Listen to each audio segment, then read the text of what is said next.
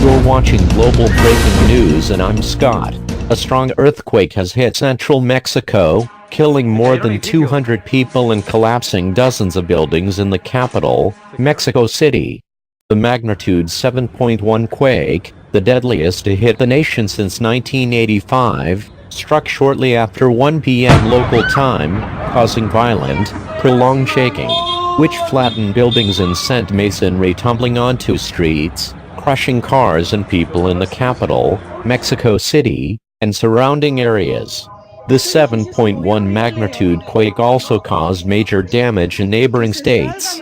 President Enrique Peña Nieto said some 27 buildings collapsed in Mexico City.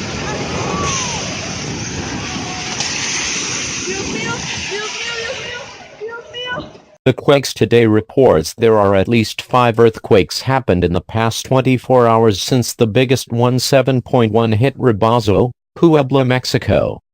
Mexican President Enrique Peña Nieto was on a flight to Oaxaca when the quake struck and said in a tweet that he was immediately returning to Mexico City to assess the situation. No, Dios mío, Dios mío.